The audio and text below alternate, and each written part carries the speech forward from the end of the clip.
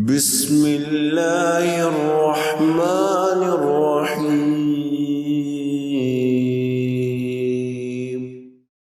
صاحب ایمان کی زبان پر ہر لمحہ اللہ رب العزت کا ذکر جاری رہتا ہے۔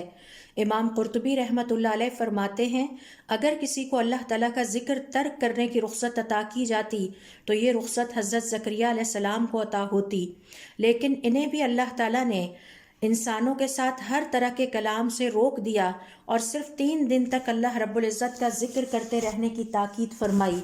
سورہ آل عمران کی آیت نمبر 41 میں اللہ رب العزت کا ارشاد ہے، قال رب اجعل لی آیہ۔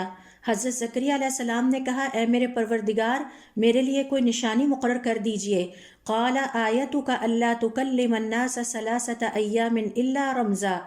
اللہ تعالیٰ کی طرف سے تمہارے لیے نشانی یہ ہے کہ تم لوگوں سے 3 دن تک اشارے کے سوا کوئی بات نہ کر سکو گے۔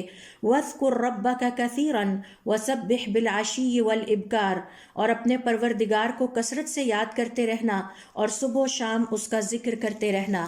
یا پھر یہ رخصت صاحب ایمان کو جنگ کی حالت میں عطا کی جاتی کہ وہ اللہ رب العزت کا ذکر ترک کر دے، لیکن وہاں بھی اللہ تعالیٰ نے جہاد میں حصہ لینے والے صاحب ایمان کو مخاطب کرتے ہوئے فرمایا، سورۃ الانفال کی آیت نمبر 45 کے مطابق، یا ایھا الذین آمنوا اذا لقیتم فئۃ فاثبتوا واذکروا اللہ کثیرا لعلکم تفلحون۔